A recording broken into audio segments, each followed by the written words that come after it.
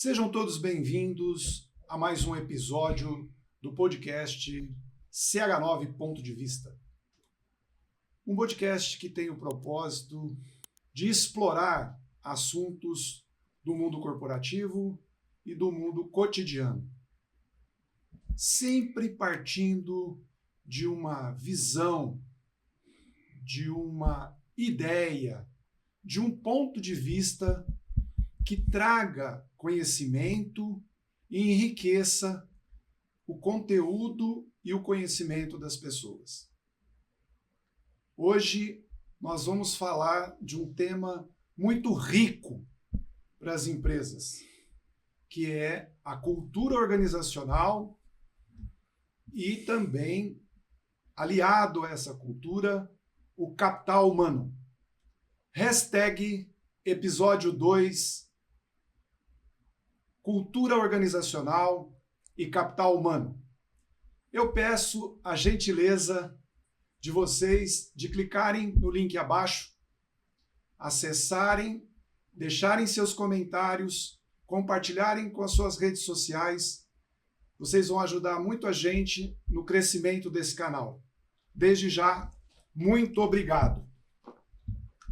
E para falarmos sobre esse tema, eu gostaria de inicialmente explorar uma ideia que é muito importante para a CH9 como empresa de consultoria.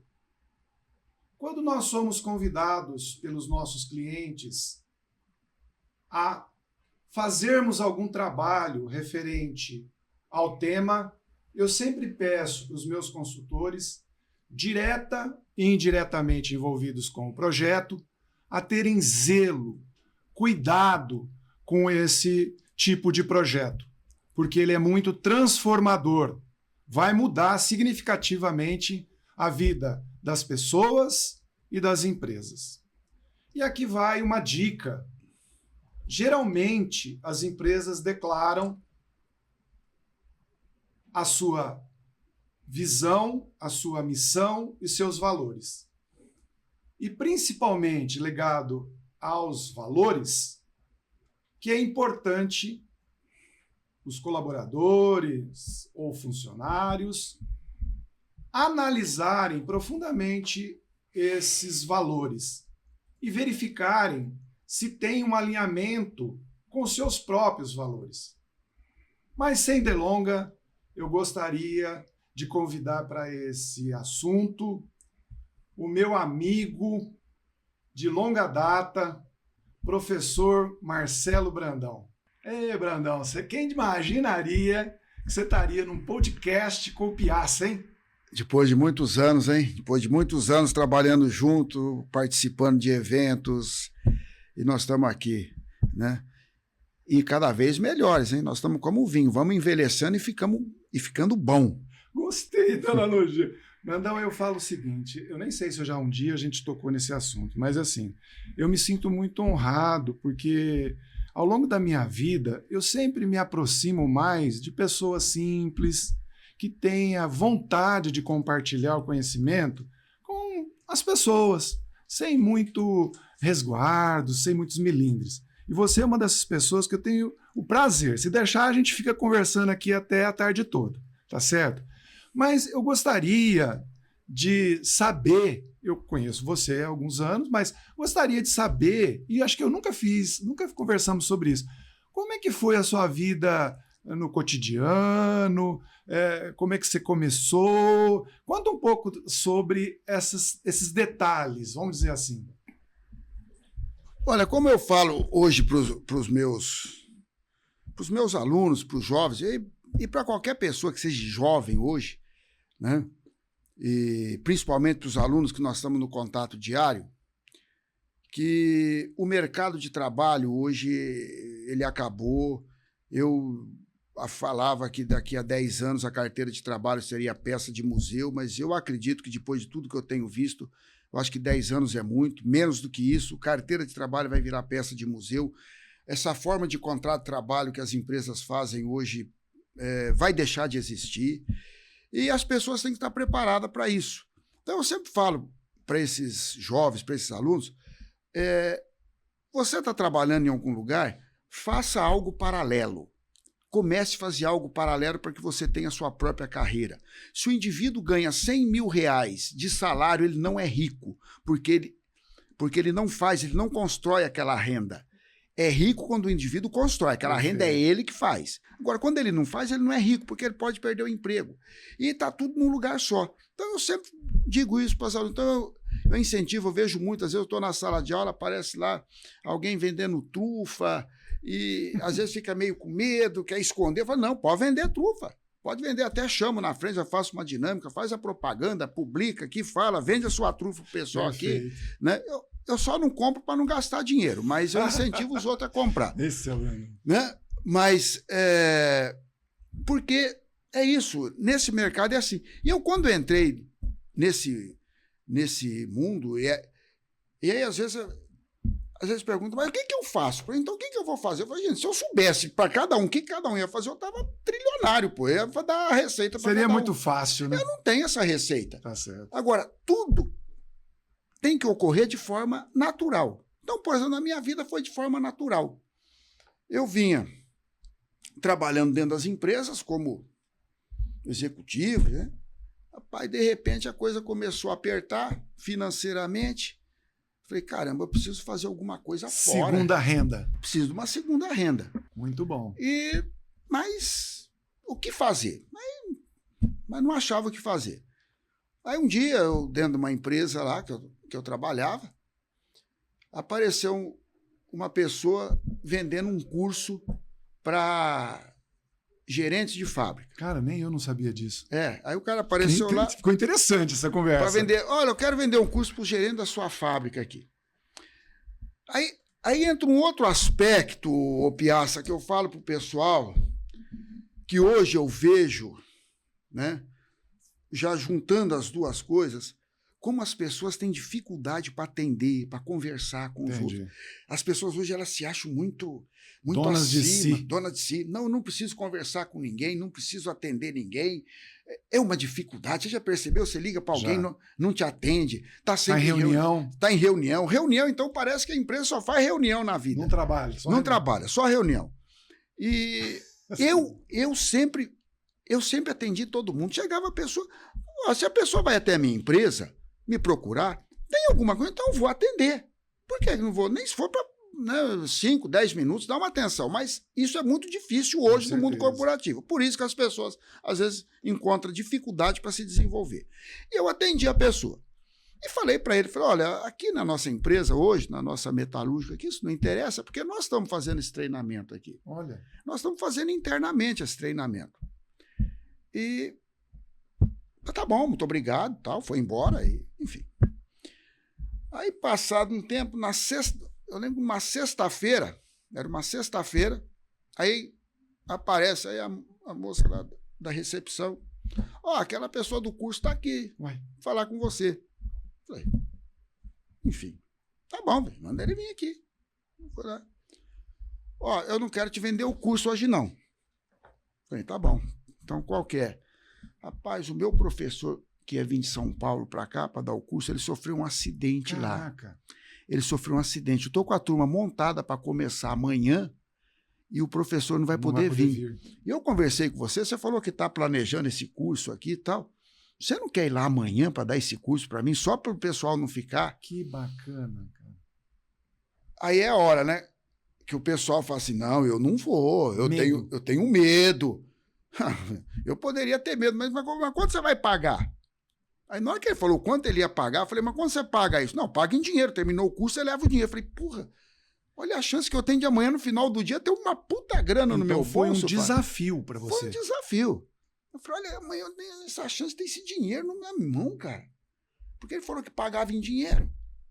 E era das 8 da manhã às 7 da noite. Entendi, olha. Falei, tá... Aí, falei, não, eu vou. Pode contar aí que eu vou. Desafio aceito. Ou seja, não pensei em medo, não pensei em nada, porque era um assunto que eu dominava. Eu só tinha que... É oportunidade. É oportunidade. Né? Você tem que estar preparado para a oportunidade. Não podia deixar passar. Isso é interessante, porque tem muitas pessoas que perdem as oportunidades. Estão preparados. Mas Sim. perdem as oportunidades, Porque às concorda? vezes tem medo. Tem Não, medo. tenho medo. Pô, É o limitador. Isso é muito de repente. Não estou preparado. Não estou preparado. Claro que tá. Fui lá, fiz o curso, fui lá no sábado, ministrei o curso. Aí no final do curso ele veio e falou assim, olha, acho que esse professor de São Paulo vai me dar algum problema, porque eu acho que eu não vou conseguir mais trazer ele para cá, não. Olha. Você não fica até o final? O pessoal gostou da tua aula, eu avaliei, o pessoal gostou, você não fica... Aí, como ele já tinha me pago, eu falei, pô, essa grana, Diferente, todo né? sábado, e era 3 meses, eu falei, pego, deixa comigo. E daí começou a minha vida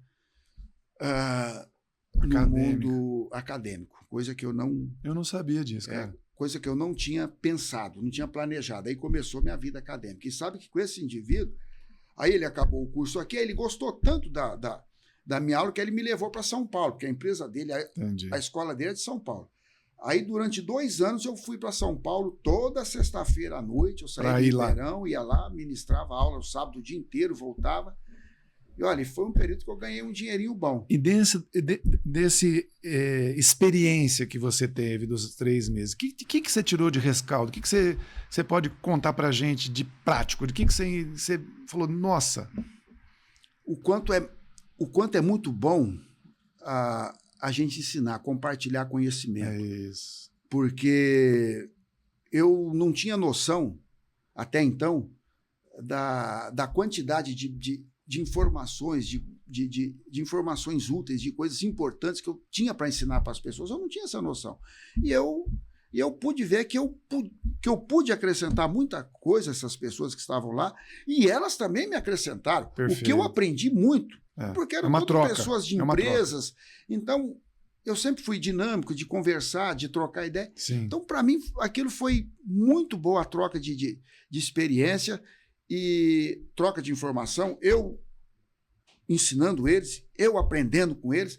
Então, esse foi o lado mais importante dessa situação toda que me levou a continuar nessa vida acadêmica. Perfeito. E eu só parei de trabalhar com ele nesses 2 anos, porque aí nesses 2 anos, aí eu chamou atenção. Não, aí o que aconteceu? Eu falei, poxa vida, eu trabalho durante o dia, eu posso ganhar uma graninha à noite. Sim.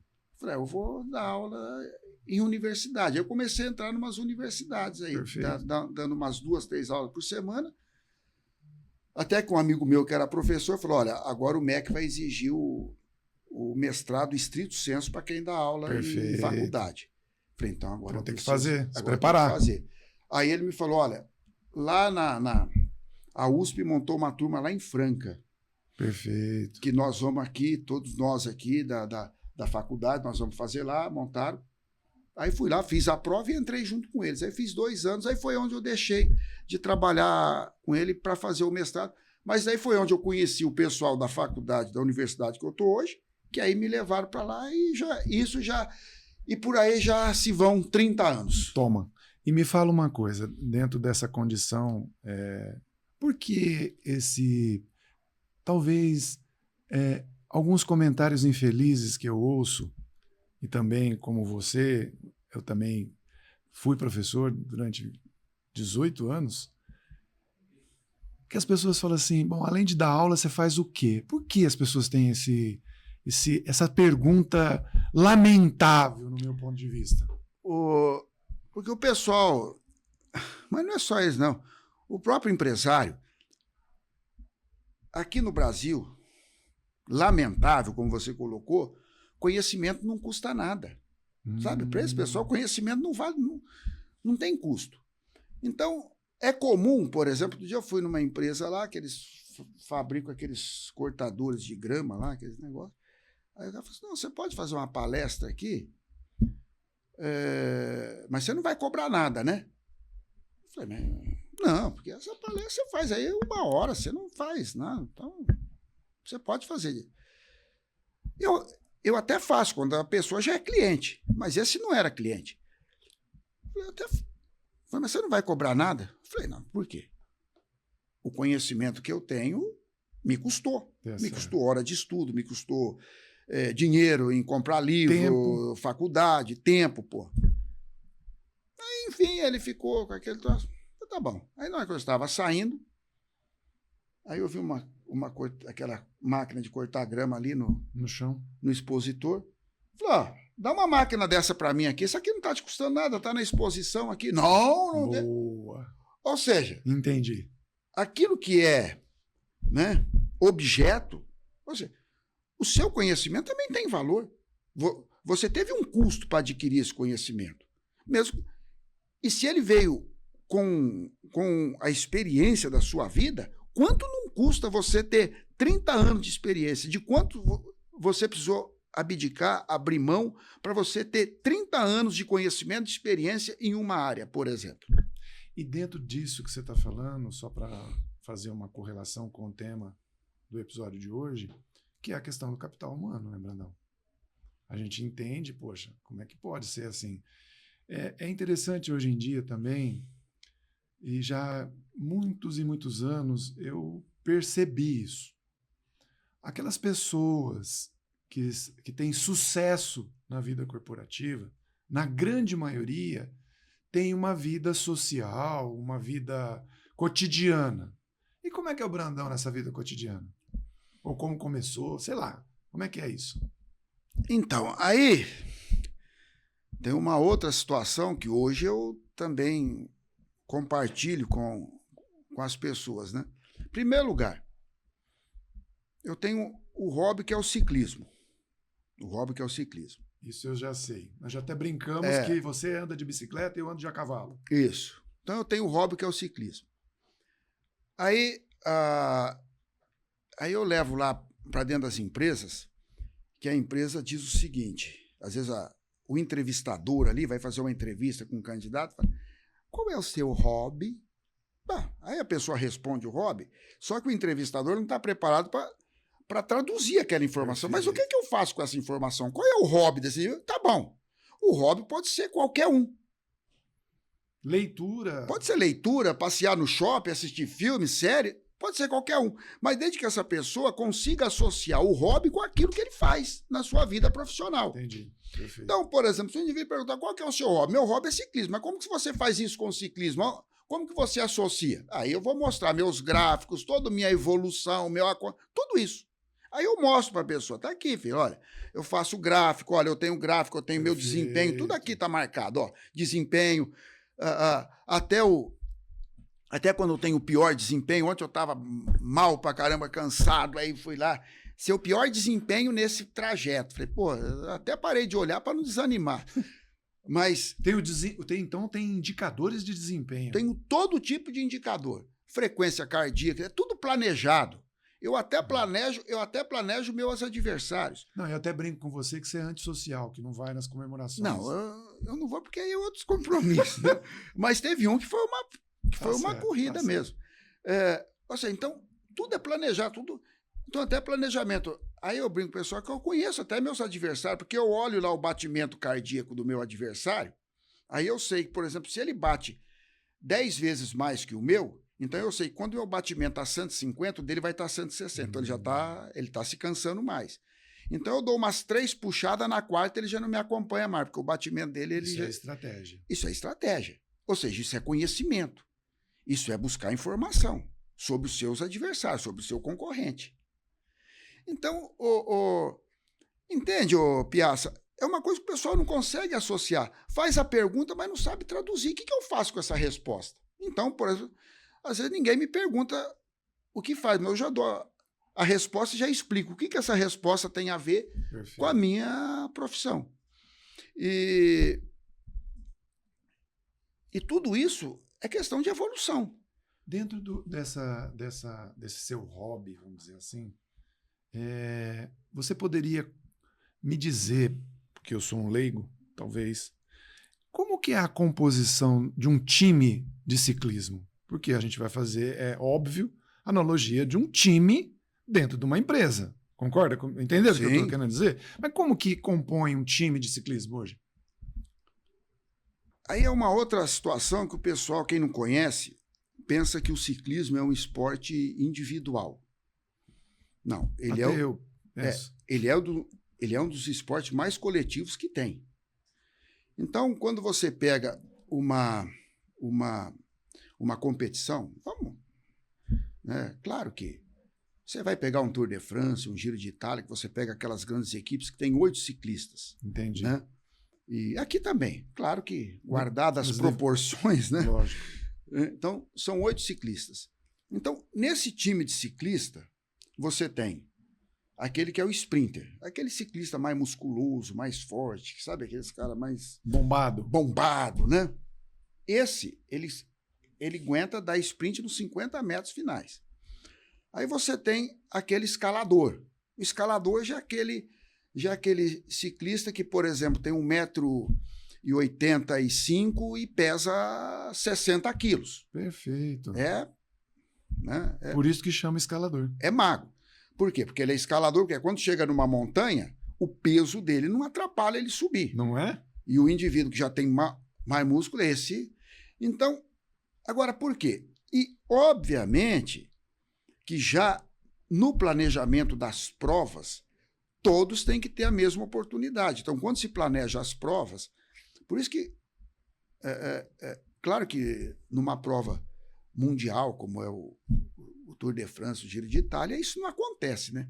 Mas agora, numa prova aqui mais... interiorana. Mais caseira como a nossa, né? Aí tem uns caras... eu tenho uma equipe forte de montanha. Ele só coloca circuito de montanha, né? Para judiar do povo. Aí só coloca circuito de montanha para ele levar uma vantagem. O outro, por exemplo, só tem mais ciclista sprinter. Aí ele só gosta do circuito plano, enfim. Então, é isso. Então, as provas, por exemplo, elas são todas niveladas. Então, tem uma prova que é montanha, tem uma prova que é plana e aí vai intercalando.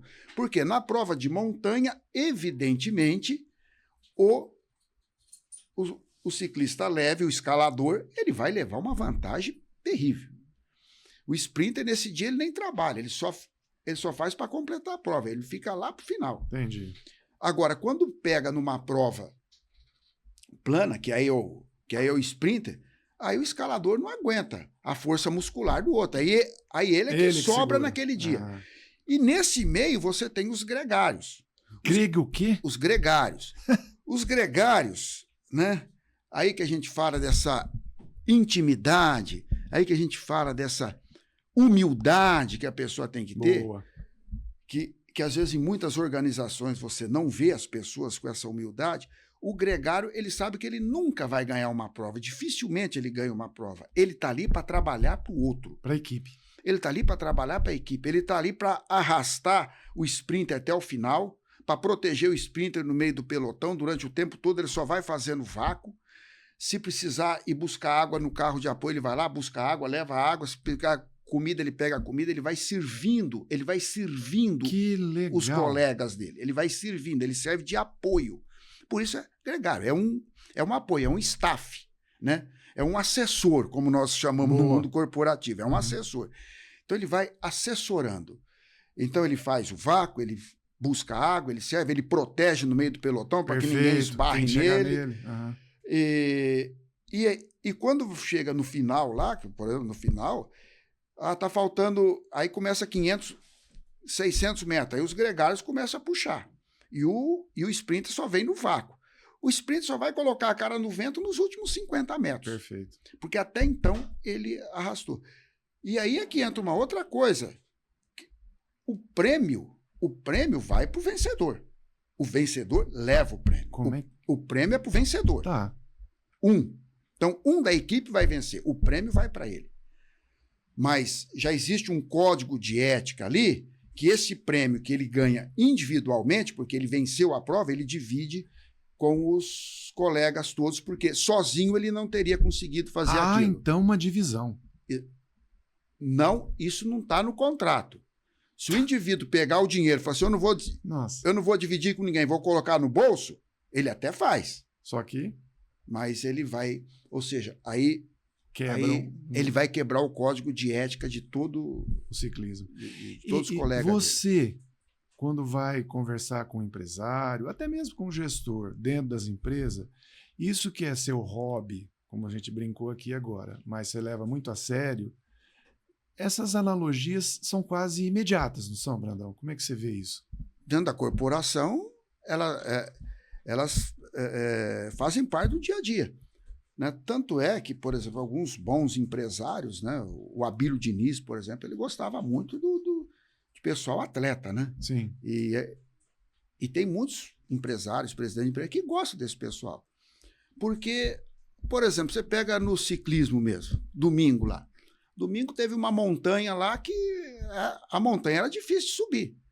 Ou seja, mas quando você pega aquilo tem que ser determinado, você tem que ser resiliente naquilo, você não pode parar. São os valores. Porque se você parar naquilo, se você parar no meio daquela subida, você não volta mais. Perdeu, já era. Exatamente. E como, assim, nessa sua experiência, você poderia nos dizer um exemplo, uma coisa que você tirou do ciclismo e praticou, ou falou, ou desenvolveu dentro de uma empresa?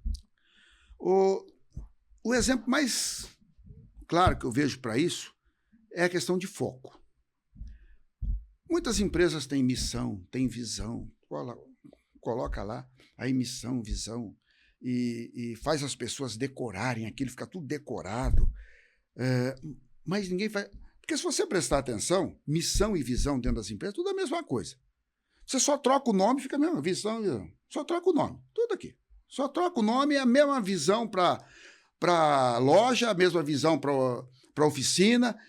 Aí está lá, atender as necessidades e expectativas dos nossos clientes. Só que se você vai perguntar para o indivíduo, quais são as necessidades e expectativas dos seus clientes? Ele não sabe dizer. Então, para que ele está lá? Não interpretou. Não. Então, o que falta? Falta foco. O pessoal gosta e faz essas coisas, né? Ontem eu fui abastecer o carro lá, aí estava lá no posto, lá, promoção, não sei o quê, tem o cashback. Cashback. Isso promoção, é muito usual hoje em dia, hein? Cashback. Sim, eu acho bacana, né? Aí coloca o termo lá em inglês, cashback. Aí eu perguntei pro frentista, falei, eu quero saber o que é aquela promoção ali, o que está escrito, o que está... Eu falei, não sei. Eu falei, então não entendeu nada. Tá aí. Ou seja, tá aí, não sei o que é. Eu falei, o que é aquela palavra lá? Eu falei, não sei ler isso não, senhor. Eu falei, mas... o pessoal pregou isso aí, mas ninguém me explicou o que é, não explicou nem para mim, nem para os colegas aqui. Entendi. Então, aí tem missão, mas falta o foco. Então, por exemplo, no ciclismo, um exemplo. Cara, no ciclismo, se você não tiver foco, você vai cair. Com foco você cai, imagina sem foco. Então, você pega para descer um morro abaixo. Um morro abaixo. Que deveria ser uma coisa simples, porque não. A descida, o difícil é subir, não é assim que eles falam? Mas na descida, mas quando você pega um morro abaixo de mountain bike, você vai encontrar pedra, você vai encontrar buraco, você vai encontrar... O que você mais tem é obstáculo. Muito obstáculo. E aí, como que você enfrenta isso? É foco. Aí eu estou olhando lá na frente, eu olho lá, eu tenho que mirar onde eu vou entrar. Aí eu vou passar, é ali. E eu não posso desviar daquele foco, porque toda vez que eu tentei desviar do foco, eu caí. Então, se eu mirar, eu vou passar em cima daquela pedra.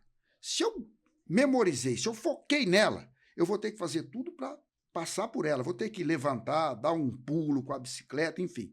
Mas se eu tentar desviar, na hora que eu chegar ali, vai cair. Eu vou cair. Então você foca o seu planejamento, foca a sua trilha, foca o caminho, foca a linha que você está fazendo. Foca nessa linha e vai. Não muda, não. Porque o que você está me falando, a gente vê muito isso no mundo corporativo, é quando você tem um planejamento estratégico, não executa ele. Não executa. E no meio da execução muda. Você já percebeu? Já.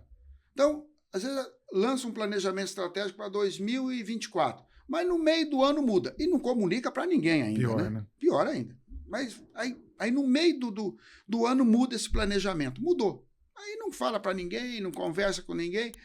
E a gente pode concluir que as experiências simples, como você está me citando, do ponto de vista de ter um hobby. Mas, por outro lado, ter um hobby e gostar, sentir prazer, você percebe que isso reflete na carreira da pessoa no mundo profissional? Como é que é essa troca? Entende? Porque se você for olhar, você fala assim, você tem que ter um lazer para você ter relaxamento, conhecimento, para depois você enfrentar uma jornada de trabalho de X horas. Como é que é isso na tua cabeça? Isso é interessante, porque, veja,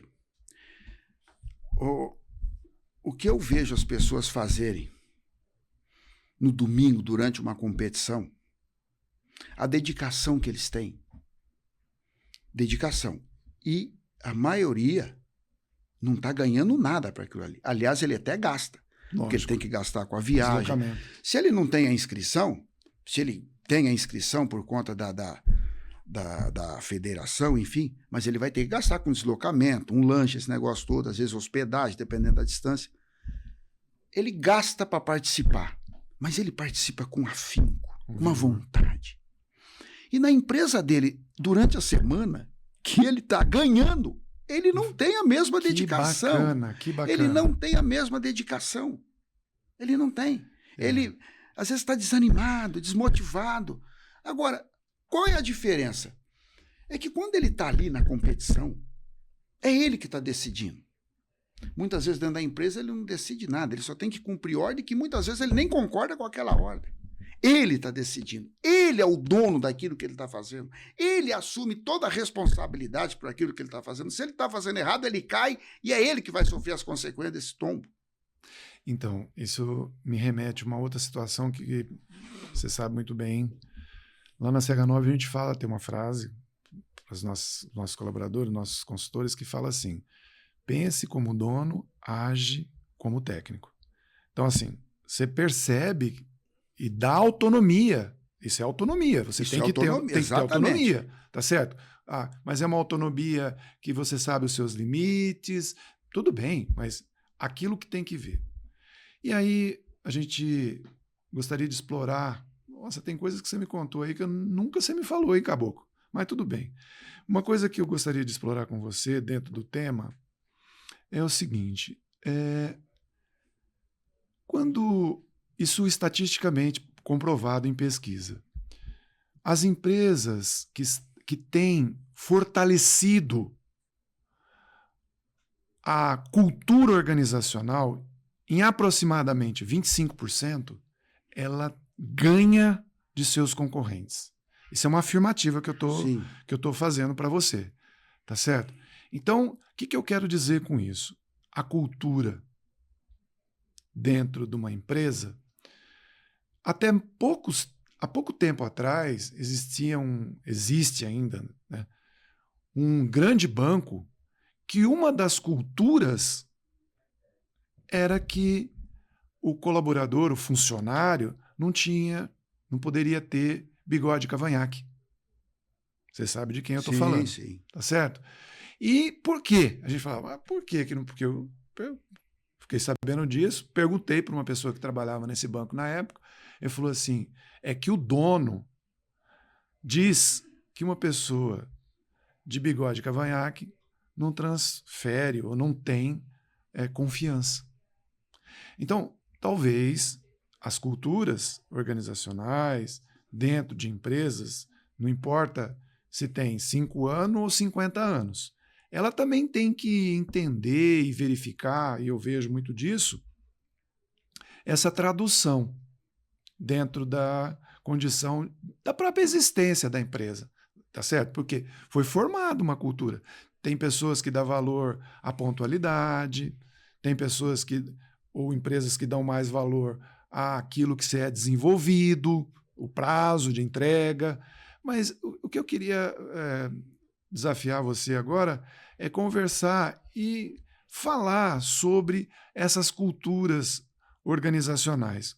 Eu respeito demais e entendo que se tem lá uma declaração clara de visão é uma coisa que a gente vai calibrando ao longo do tempo. Se é uma empresa nova, ela tem uma visão de futuro de um jeito. Mas se é uma empresa com mais rodagem, mais de 30 anos, ela tem uma outra visão. Já foi experimentada por diversas situações, planos econômicos. Mas o que eu queria desafiar você é falar sobre essa cultura. Como é que você vê isso dentro das empresas hoje?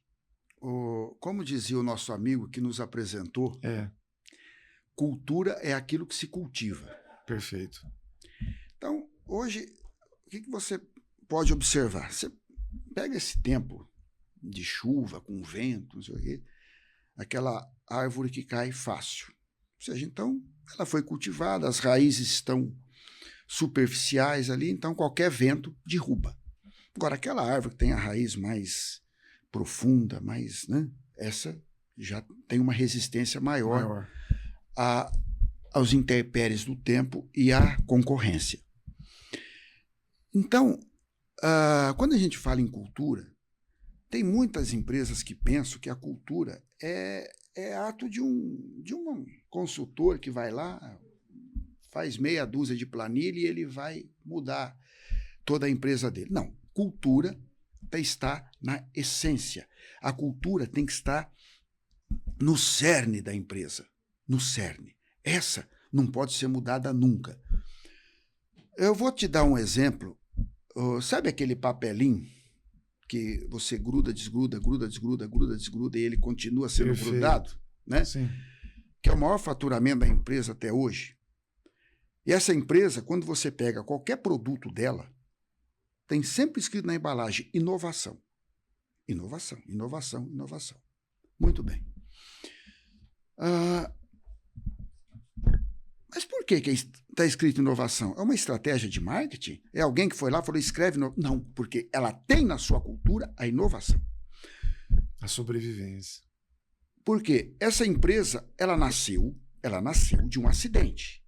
O primeiro produto dela foi um acidente. Então, todos os produtos que veio depois dela vieram de forma acidental. Nenhum produto foi... Claro, né? Teve muitos planejados, mas os principais produtos nasceram de forma acidental. Ninguém planejava fazer aquilo. Como o exemplo desse papelinho que gruda, desgruda, gruda, desgruda e continua sendo usado. Isso eu sei, porque quando eu fiz minhas pós-graduação, eu fiz com o pessoal de lá. Então, não estou... Real isso. Real. Então, nós visitamos até a matriz. Então, aí você pega... Então, quando esse papelinho de um indivíduo lá, ele foi mandar um recado para o amigo dele, num outro departamento, e ele não tinha o grampo lá para colar o recado, e ele tinha aquele retalho daqueles daqueles refletivos lá que faz para automóvel. Aí pegou o retalho daquilo. Escreveu no retalho, colou no papel e mandou para o amigo dele lá do outro departamento. Aí o outro departamento lá tirou, rasgou o papel. Rasgou, obviamente, aquele refletivo tinha uma cola muito forte. Rasgou. Se isso é numa empresa que não tem essa cultura... De inovação, de respeito aos erros honestos, vamos falar assim, onde é permitido você errar de forma honesta. Legal. Se é uma empresa que não tem isso, o que poderia acontecer? Mas você...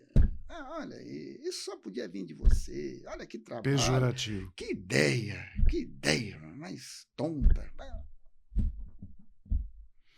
Agora, dentro da cultura dessa empresa, os gerentes já são, eu nem digo treinados, mas eles já são doutrinados, porque isso está no cerne, está no nascimento da empresa. Eles sabem que ali é permitido errar, que se o indivíduo errar de forma honesta, nunca lhe será chamado a atenção de forma pejorativa, grosseira, como hoje nós vemos aí até o assédio moral. Perfeito. Então, aí quando ele pegou aquilo, ele viu que não funciona, ele viu que mandou lá para a ideia lá de projeto, vamos tirar um pouco a cola, não sei o quê, vai lá e fazer um papelinho que cola e descola. Um papelinho que você cola, bota o recado, o maior faturamento da empresa. Então, essa empresa sim tem o direito de usar inovação na embalagem, porque a inovação faz parte da cultura dela. E não só esse, tem muitos produtos que nasceram assim. Com certeza. Agora, então, a cultura está aí. Agora, em muitos lugares, a empresa não tem cultura, tem algo que é moda. Ah, é moda fazer isso hoje, é moda fazer aquilo amanhã ou depois. Então, é muito moda. Né? Agora, por exemplo, você vê, a moda é diversidade. Não, então está toda a empresa falando, não, nós apoiamos a diversidade, aquela conversa toda que nós sabemos. Mas eu desafio essa empresa que fala que apoia a diversidade a fazer seleção, recrutamento pelo currículo cego. Então vamos ver se a diversidade de fato está na cultura da empresa.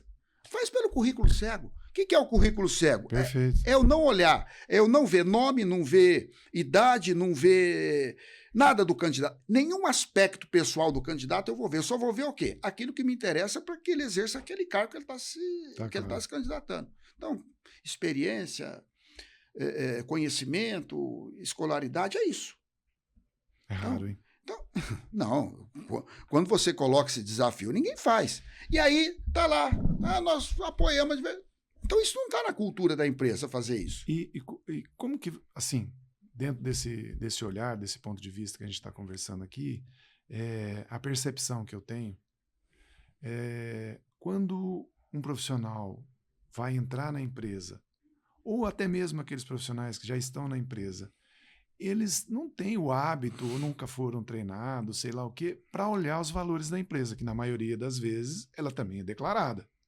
Então, assim, o que você entende sobre o colaborador que trabalha dentro de uma empresa, que essa empresa declara os seus valores, ele fazer um alinhamento, verificar se aqueles valores pessoais dele bate com os valores ou tem sintonia com os valores da empresa. Como é que você vê isso? Fazem, não fazem? Porque é o outro lado. Ô Piazza, isso que você colocou é muito importante, porque hoje, quando você pega candidatos para cargos de alta gestão, perfeito, esse pessoal já está olhando isso. Esse pessoal já está olhando. Agora, tem muitos que não olham, porque às vezes ele está desempregado, tá? Então ele não quer perder a chance de ter aquele salário. Mas, e muito menos a empresa. É comum a gente ver, você sabe, sim, eu sei, é comum a gente ver até você vê, né, você pega lá no LinkedIn, RH, você vê lá cultura. Perfeito. RH. Olha, eu sei o que você vai falar. Olha, vamos contratar pessoas que tenham iniciativa, criatividade. Coloca lá, criatividade, tem uma palavra que eles gostam muito lá, resiliência. Resiliência, trabalho em equipe. Jesus. Nossa, tem uma outra que significa que você pode fazer o que você quiser dentro da empresa. Autonomia. Então, o cara coloca tudo isso. Aí vai lá, eu leio aquele anúncio, me candidato. Né? E entro. Opa, entrei. Vi o anúncio, entrei.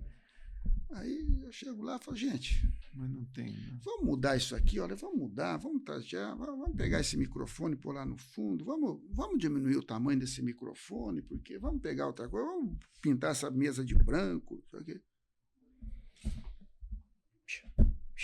E aí? Chegou aqui, já estava querendo mandar? Eu falei, não estou querendo mandar, não, só estou dando ideia, porque me falaram que eu tinha que ser criativo, que eu tinha que ter iniciativa, então estou colocando a minha... Não, filho, faz seu serviço aí, isso aqui você tem que fazer barulho na máquina, faz seu serviço, fica quieto, não dá ideia aqui, não, ideia aqui não pega nada. É isso. Contra o que está escrito. Contra tudo aquilo que foi escrito. Ou seja, está vendendo algo que é moda, mas não está na cultura da empresa. E o pior, você vê empresas aqui, isso eu cheguei a alertar o empresário. Aí ele também é moda.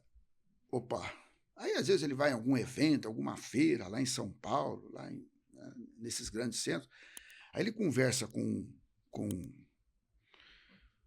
algum empresário grande de alguma multinacional, aí a pessoa fala, não, meu gerente faz isso, faz aquilo outro, ele modificou a fábrica, modificou aqui, modificou.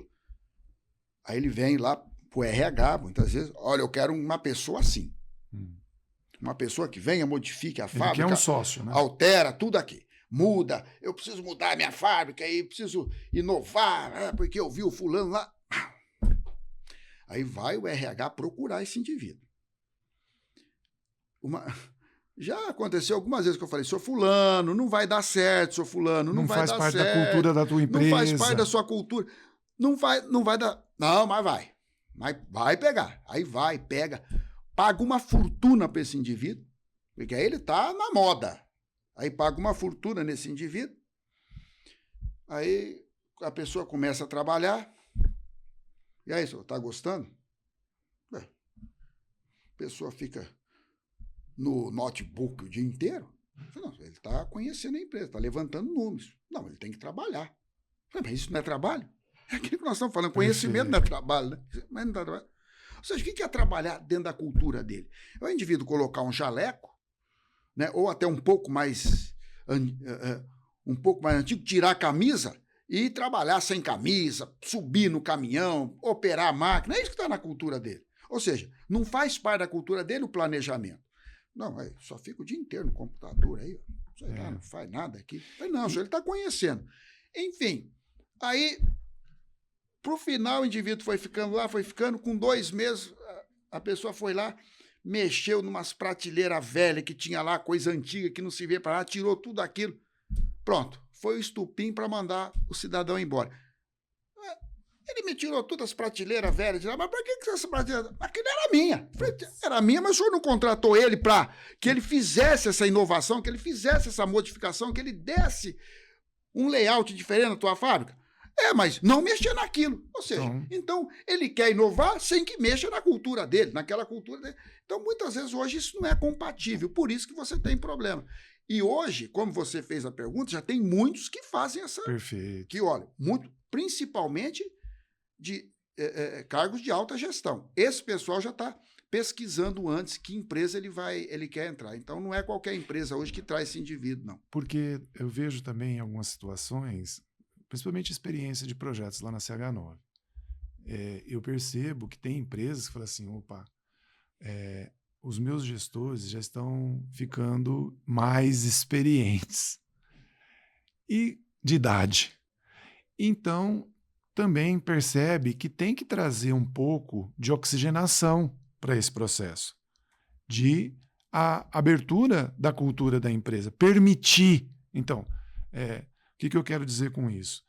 Precisa medir tanto essa cultura da empresa, que tem o seu recrutamento bem alinhado e faz questão de descobrir e atrair as pessoas certas para aquela vaga, enfim, que está cada vez mais difícil, né? Depois, tem um aspecto que eu vejo, que eu gostaria da tua opinião, da avaliação.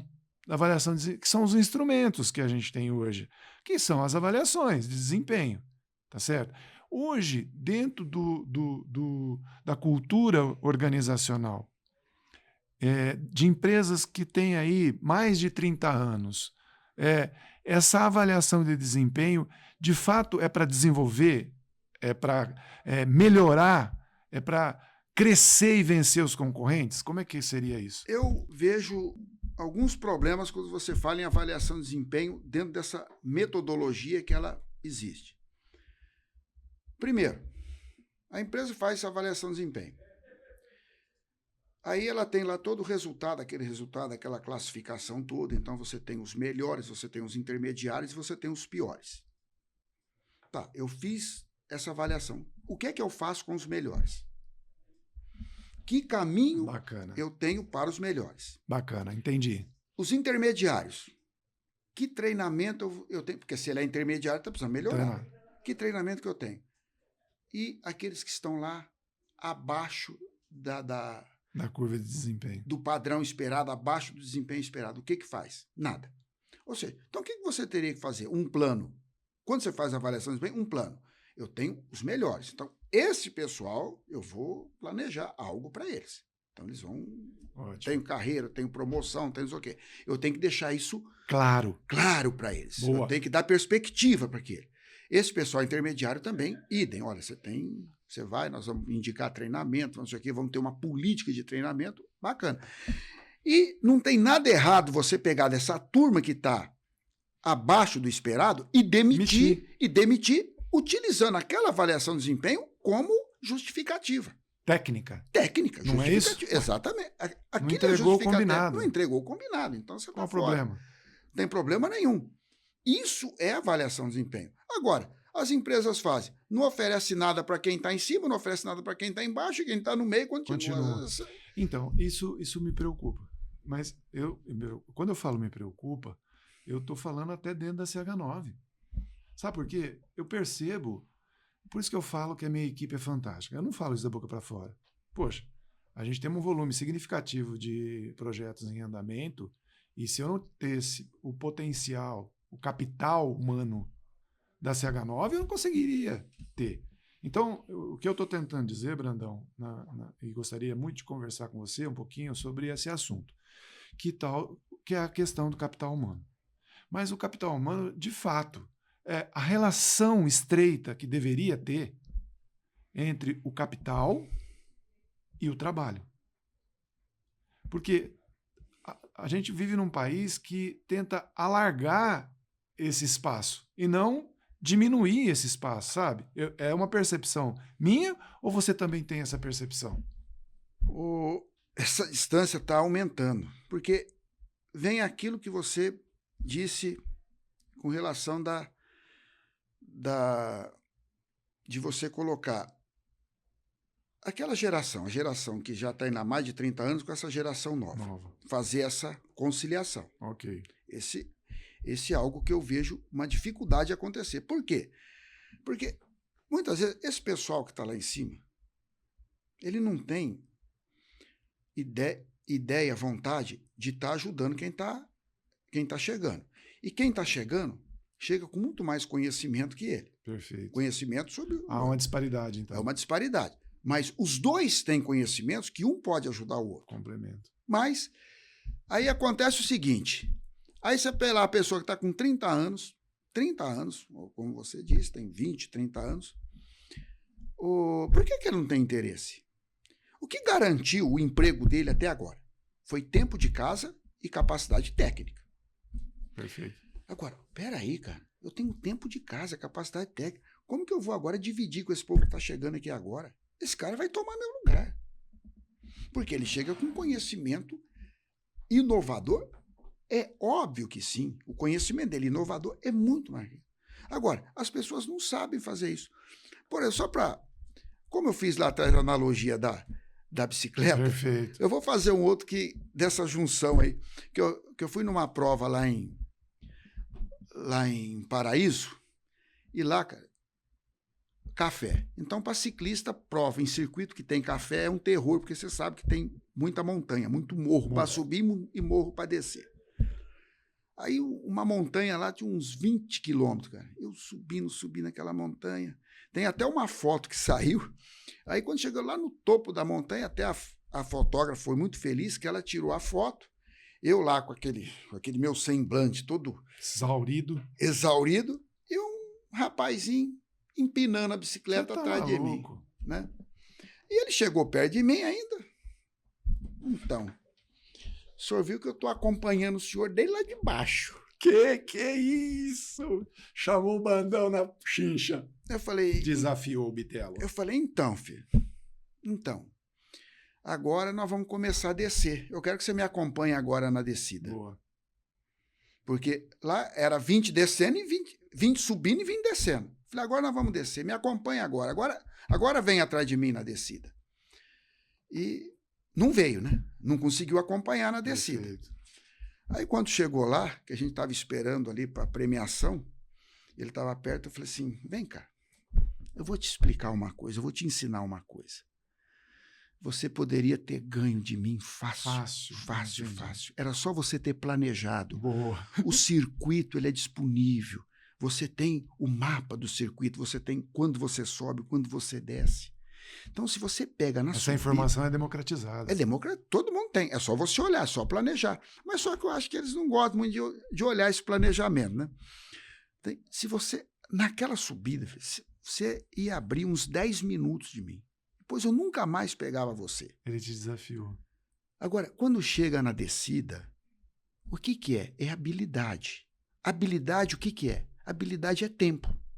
Habilidade, você adquire habilidade com o tempo que você pratica. Filho, eu pratico isso há 30 anos, há mais de 30 anos. Você está começando agora. Quem tem mais habilidade para descer? Então, a interessante que eu não vi. Aí a mãe dele estava atrás de mim, né? Porque é um rapazinho novo. A mãe, acho que não tem 18 anos. Até na última prova, agora ele veio de novo. Falou, o senhor viu que eu estava com o senhor junto lá? Eu falei, vi, filho. Ó, tô aqui de novo. Eu falei, então você vem de novo aqui. Aí a mãe dele falou assim, foi bom que o senhor falou isso para ele, porque quando a gente fala, ele não escuta. Eu falei, não, mas isso é comum. Então, o que acontece dentro das empresas? O que teria que ter? Eu falo uma coisa, Piazza, para o pessoal que trabalha dentro das empresas, gestores, que gestor hoje tem que ter visão de professor. Visão de professor. Cultura de professor. Já conversamos sobre isso, é verdade. Cultura, visão de professor. Gostar de ensinar, gostar de explicar, gostar de orientar as pessoas. Agora, não é isso que ocorre. O indivíduo tem lá toda uma experiência, toda uma habilidade adquirida, que ele não compartilha com aquele que está chegando agora, e aquele que está chegando agora tem muito mais conhecimento que ele, sobre as novas tecnologias, que os dois poderiam pegar a habilidade e o conhecimento de novas tecnologias e transformar tudo num produto só, num serviço só, numa equipe fantástica. Não, mas eles não. Mas um não faz e o outro não faz. Então os dois entram em conflito. Porque, agora, faz parte de quem procurar, aproximar, trazer esse pessoal?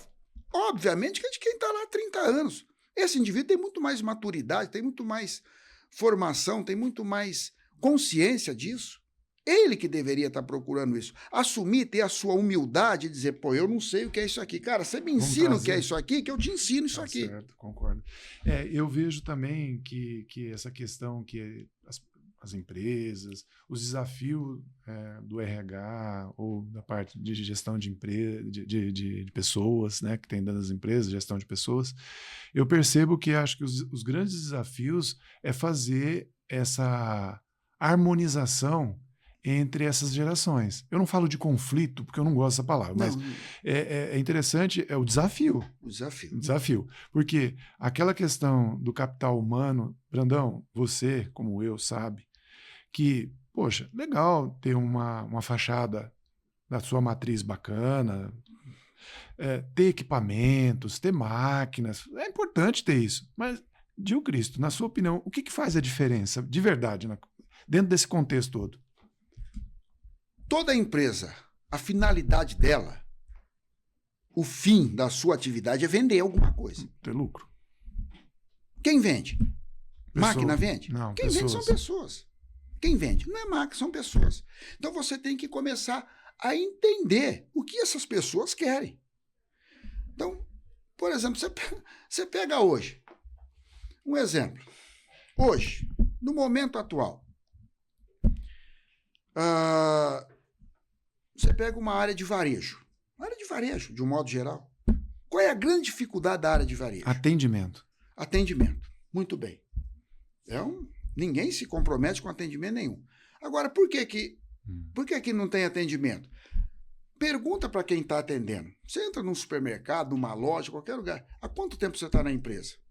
Dificilmente hoje você encontra alguém que tem mais de um... Olha, se tem mais de um ano, ele já está aposentando na empresa.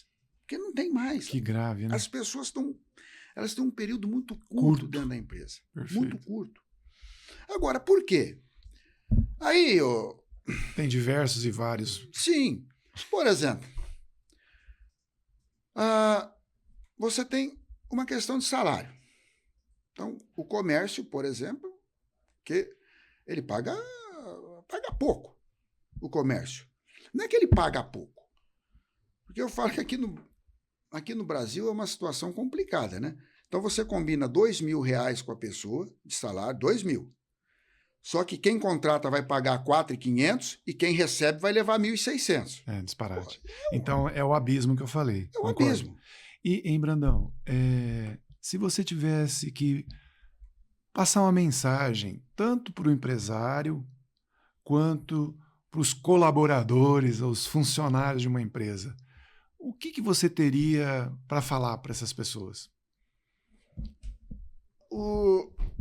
Para empregado, para quem é empregado, ele tem que aproveitar o lugar que ele trabalha para aprender muito aonde ele está trabalhando.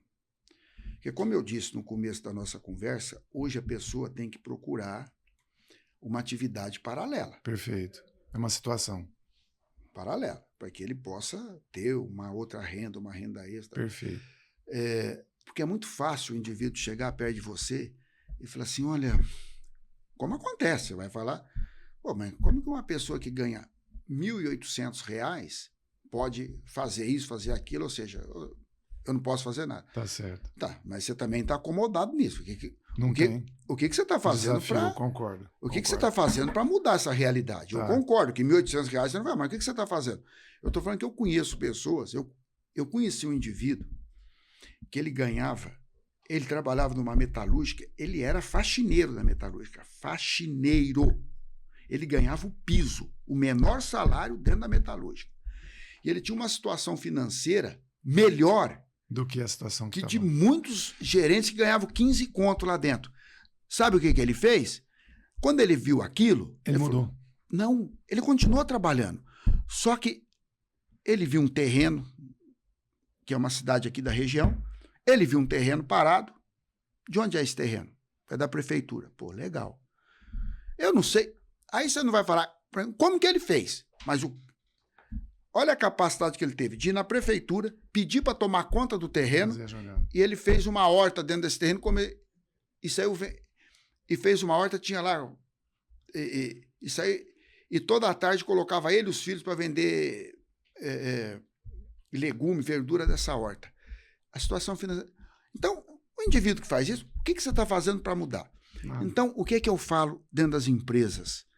Toda pessoa rica que eu conheço, todo empresário rico que eu conheço, ninguém ficou rico com o dinheiro que ele ganha. Ele ficou rico com o dinheiro que ele deixou de gastar ou investiu. Perfeito. E como que ele fez isso? Aprendendo aonde? Você como eu, conhece.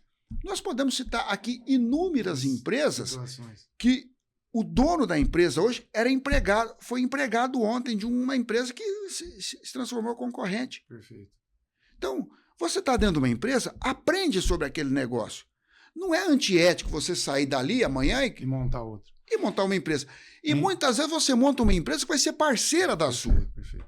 Muito bom, muito bom. Eu te agradeço imensamente esses momentos. Nós já estamos aqui há 1 hora conversando. Acabou? Já era. Puxa vida. Só para um próximo agora. Agora que nós íamos esquentar a conversa. E eu gostaria de ver com vocês, então, no próximo episódio, mais temas elegantes e interessantes para gente explorar esse conteúdo. Muito obrigado, viu, Brandão? Eu que agradeço a oportunidade e estou sempre à sua disposição. Obrigado.